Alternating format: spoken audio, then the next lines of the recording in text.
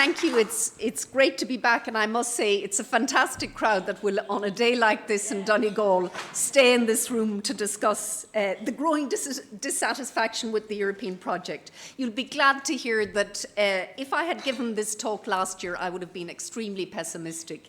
I would have looked at it was within a month of Brexit, and I would have said the EU is in terrible trouble, that the legacy of the crises was finally beginning to catch up with it. Well, I'm actually going to say the difference a year makes. Because on the left there you have Vote Leave, and you have Trump, and you have the devil in between, Nigel Farage. And then in 2017, you have both the French and the European flag and the election of Macron. So this year has been a much better year for Europe than last year. And I will argue that Europe has a window of opportunity, 5 years. They're really important years, and let's see what Europe can do about it. What I'll do today is talk a little about the legacy of the crisis. Secondly, about what we should expect of the EU. In other words, the ties and the tensions that run through this strange polity. And finally, talk about the window of opportunity that really is there. And that window of opportunity better be seized, because if it's not, we're in even more trouble than we might have been. So firstly, on the legacy of the crisis.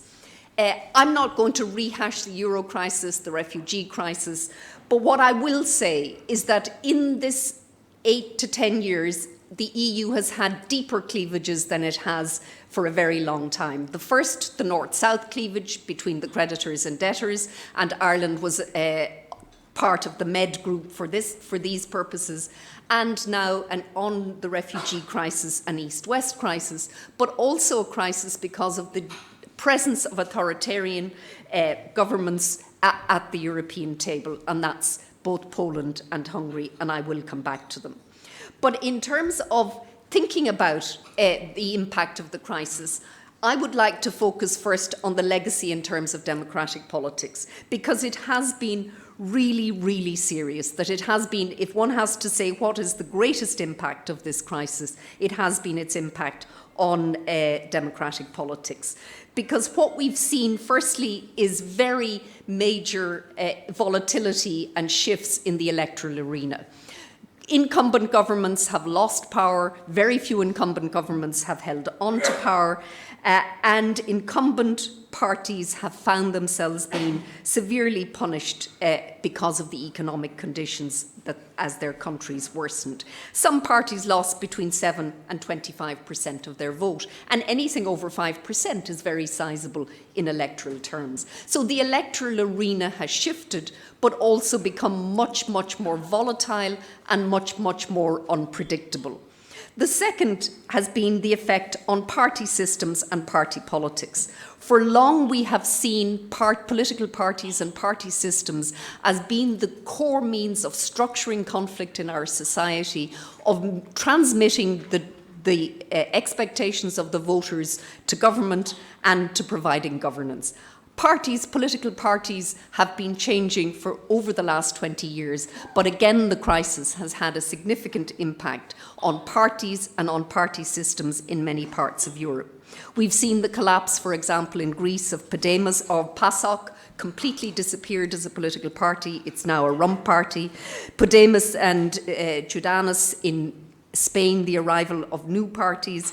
We've seen both challenger parties across Europe increasing their vote between 10% of the vote about 2004 up to about 23% in 2014. In other words, traditional parties, both in government but also the main opposition parties, being squeezed on the left and the right, and squeezed in different ways in different countries.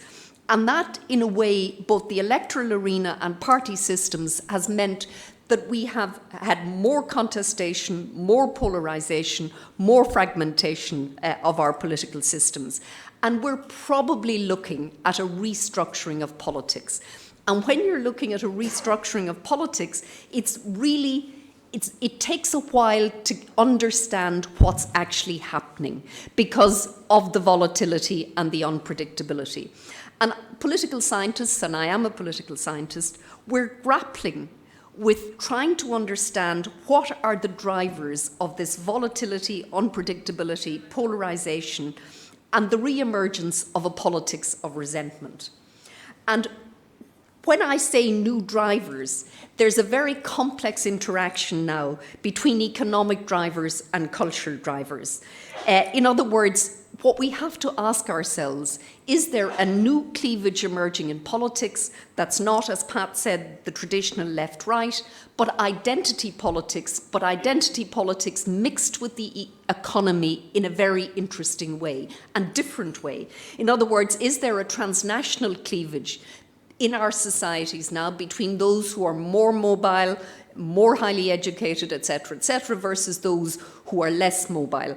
And that cleavage, if it is a permanent cleavage, if it's a new cleavage in the sense of cleavage theory, then we're looking at a restructuring of politics.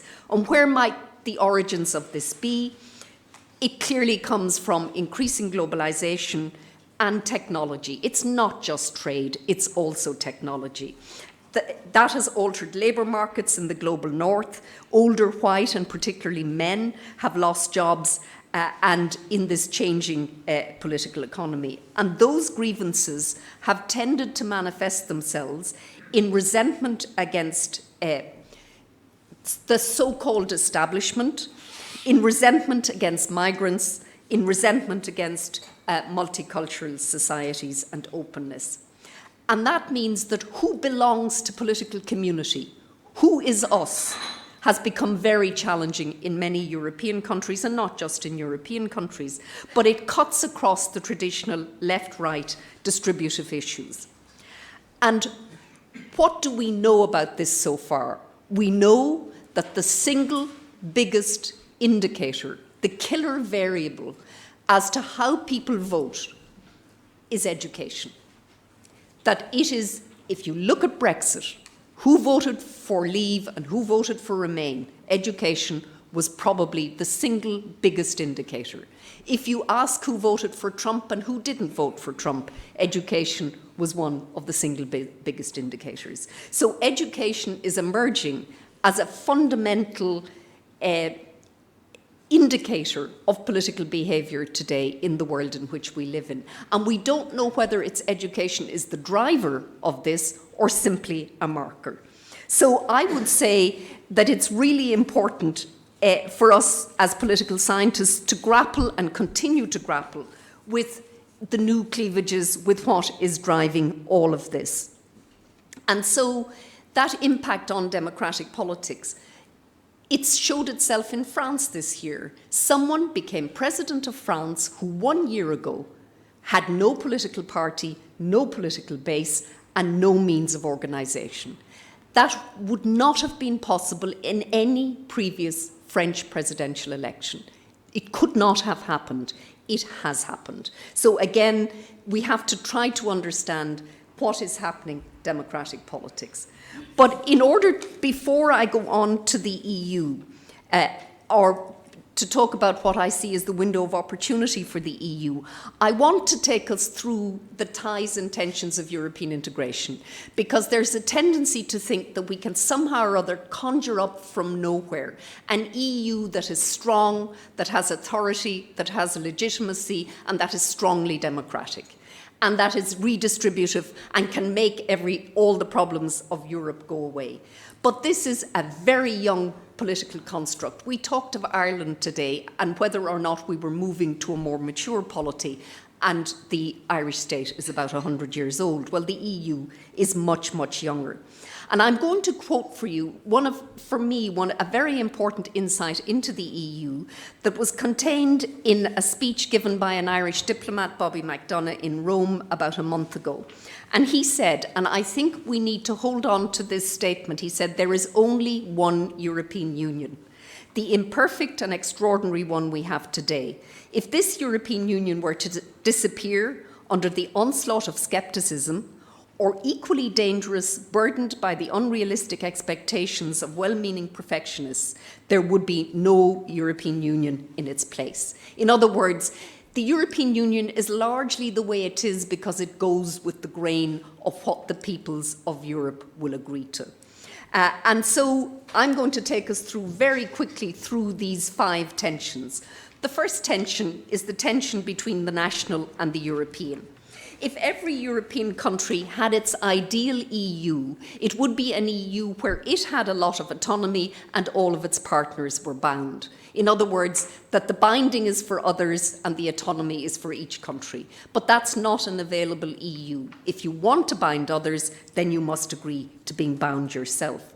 But it's also completely wrong to argue that nation states are being hollowed out by the EU. The member states continue to be the major taxers, the major providers of public services, of education. There is an awful lot left in the national. And from the debates we've had, including the last debate on infrastructure in Ireland, it is evident to all of us that the national remains extremely important. And one of the insights of European integration is that if you're a member state, more is demanded of you than less. In other words, that the better your state is run, the more effective your domestic governance, the better you will be as a member state and the better you will cope. Of course, we go back to the sovereignty issue. And it's very attractive to say to people, we can bring back control, or America first. Because instinctively, that's how intuitively we would all feel. Because who would be against taking back control?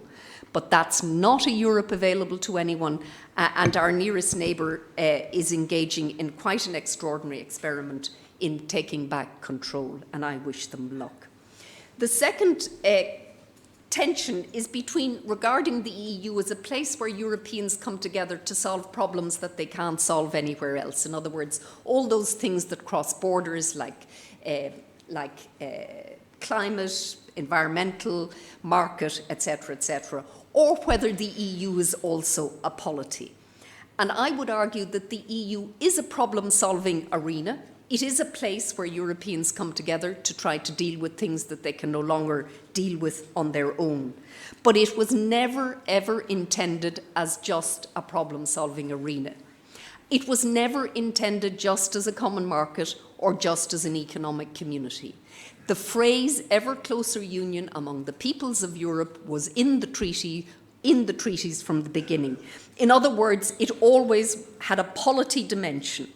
And because it had a polity dimension, then we must pay attention to its legitimacy, and we must pay attention to its relationship to democratic governance at domestic level. But the EU will always be much thinner than anything we find at national level. On to 3, states and markets. The EU is an arena where you have both public power and private power, state and markets. And here I would say that one of the challenges for the EU is that it is much stronger in market power than it is, for example, in public finance power. It has such a tiny budget. It has very little capacity to engage positively in things, particularly in a crisis. So that's a really deep tension. 4, and I don't have to pay much attention to this because it was discussed yesterday, the relationship between the EU and the wider world. There was a lot of discussion yesterday on security, but also the relationship between Europe and the changing geopolitics of the world. And finally, the relationship between how much unicity the system must have, how much it must hang together, and how much it can handle diversity. So these are tensions that are in the EU and they're not going away, and they will never be resolved. There'll always be these tensions in the EU. Now on to the window of opportunity. I think there are 4 reasons why the EU now finds itself with a very real opportunity to shift the agenda and shift things. And the first is Trump. Trump is the major challenge to the international liberal order that has emerged in the entire post-war period.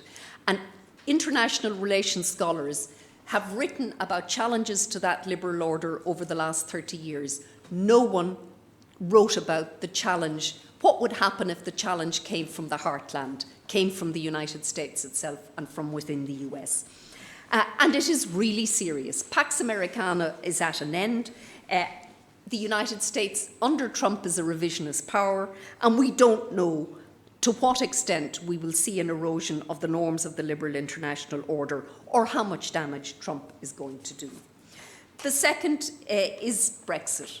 Brexit was an enormous shock and remains a shock to the EU. A large and significant state has decided to leave.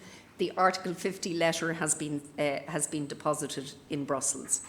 Now, again, Brexit and Trump combined was a shock that also had a beneficial effect.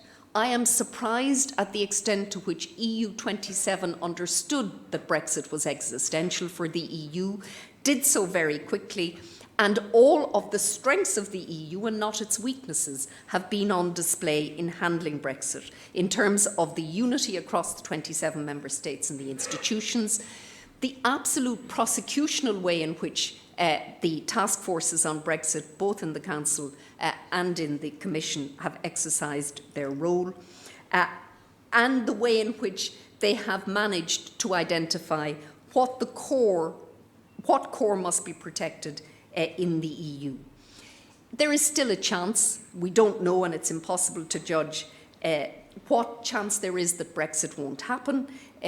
We now have a very divided and weak British government, a Prime Minister lacking in authority, a Conservative Party that is fighting a low-grade civil war, an ineffective opposition, and I could go on and on. It's not good for the UK, it's not good for Europe that this country is in such trouble. And it could be that on the 29th of March 2019, that Brussels time midnight, the UK leaves and becomes a third country. And I think there will be quite a shock in the morning the next day, because on that next day there will be one flag less outside the Berlaymont, and it won't be accompanied by any unfolding of the flag or any sort of symbolic act. There simply will be a flag missing on the 30th of March 2019. It may not happen, but it could. The elections of this year, and I, as Pat said, starting with the Austrian election, finally, those who think, those political forces that think that the EU needs some support and some protection are beginning to fight back. And the populist tide has been controlled, at least for now. Macron, his election was not just a stopping of the tide, but he fought a very clear pro-European election campaign. He was, on the evening he was elected, the Ode to Joy rang out. So there has been the elections of 2017 that could have turned really nasty, did not, but they might have. And I would not be in any way complacent. Populism, as Pat said, has not gone away. And finally, there is a shift in European public opinion. All of the trust indicators, the EU, a good or bad thing, do you feel European, all those took a really serious hammering during the economic downturn, and they're all on an upward trajectory now. So for all of these reasons, there is now a window of opportunity for the EU, about 5 years.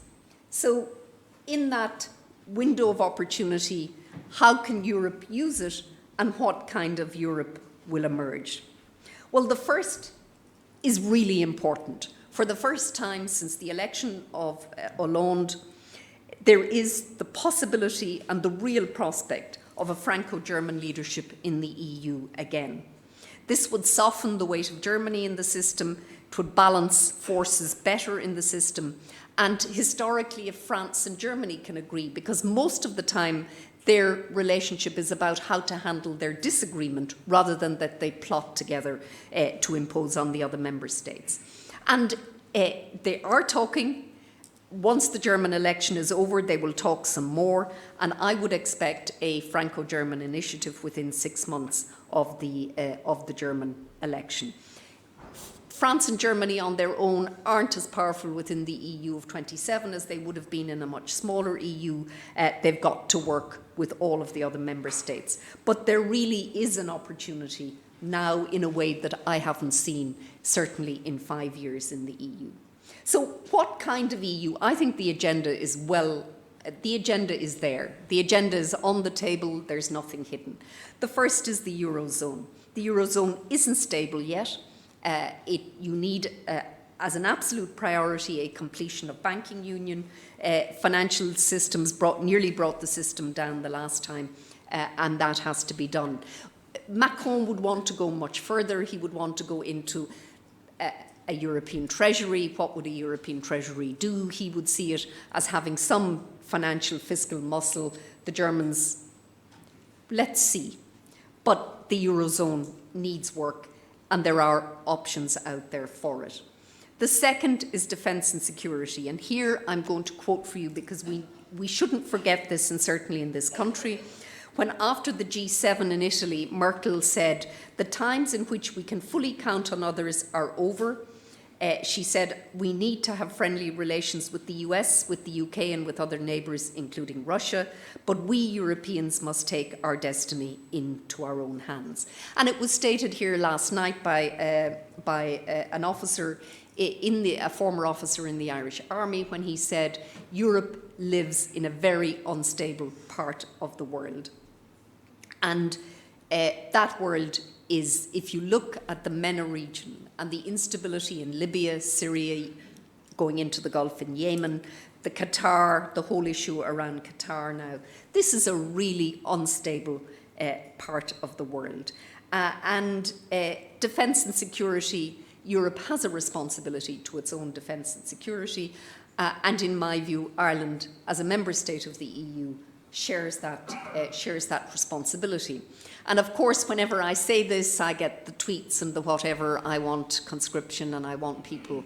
I want a European army. No, we have a fine army in Ireland. It can be put to good use and has been put to good use in terms of the collective security within the UN, and that can have a stronger European dimension. So I'm not talking about revolution. I'm simply talking about us acknowledging the reality on the ground. In terms of the international role of the Union, how will Europe deal with the balancing and the shifts in geopolitics? In other words, how does Europe deal with Japan, China, Latin America? How does it balance the US? It will have to work to keep the multilateral liberal trading system open. If we enter into a system of tit-for-tat trade wars in the world, then for Ireland, as a very exposed, globalised state, this would be very bad news indeed. But equally with the Chinese, we've got to be extremely smart. China has a tremendous state capacity, thinks long term, and as we know, does not treat its internal dissidents particularly well. And we need to be very careful in how we handle the Chinese, because they're smart and Europe needs to be smart as well. And then, of course, there is Africa is an absolute priority for Europe, because at the population of Africa is now about 1.5 billion, and by about 2030 estimated to be 2.5 billion. The push factors for migration northwards will be extraordinary. Europe is not going to admit anything like the numbers that will want to come, and therefore creating levels of prosperity and lives for people and dealing with this, with people smugglers, etc., again, is a priority for Europe. So Africa must be very close to the priority. And finally, to the single market. Europe can't ignore the technological shifts. Europe has got to be ready for the Internet of Everything. It's got to be ready for big data and all of the changes. And do we know if Europe has the technological and scientific officers in place? Has Ireland? Do we have, so that we can handle all of these fundamental shifts that are happening? Cybersecurity, big data, quantum computing, robotics, etc. In other words, what sort of business models work with these very rapid and deep changes in the political economy? So I'll end with 3 points. Firstly, The talk of the demise of the EU and the disintegration of the EU was very premature in 2016. It is and remains essential to the fabric and future well-being of what is now a small and declining, in relative terms, continent. Taking back control is a complete illusion in an interdependent world, and therefore we've got to avoid unrealistic expectations, we've got to avoid complacency, but I would be over-optimistic. If the pessimism was overdone, I would be equally cautious on the optimism. Secondly, governments have got to engage with publics, and that includes Ireland, on what interdependence means and what EU membership does mean. We can't start one level of governance against the other. We can't tell publics all the good news and none of the bad news. And choice matters in politics. And when you go to vote, you're making choices and trade-offs, and we've got to have a politics of choice and trade-off. And we've got to have a narrative of connectivity and interdependence. I would say across Europe, there are large sections of the population who broadly think that the EU is part of the solution rather than part of the problem. But that shouldn't blind us to the problems in the EU. It shouldn't blind us to the need to retain a critical perspective on its strengths, but also its weaknesses. And I would say, simply for Ireland, that there are many repercussions in all of this for this small state and this small island. We will remain part of EU 27. We must grapple with what it means to be in an EU without the United Kingdom. And we can't afford to become too obsessed with Brexit, because there are all sorts of other things, as we heard in the last session, that Ireland needs to be attentive to. I would say, finally, we can be confident in our ability to adapt and adjust to these global and European trends. I think, given our history and our experience, we do interdependence well, and we've got to continue to do so. Thank you.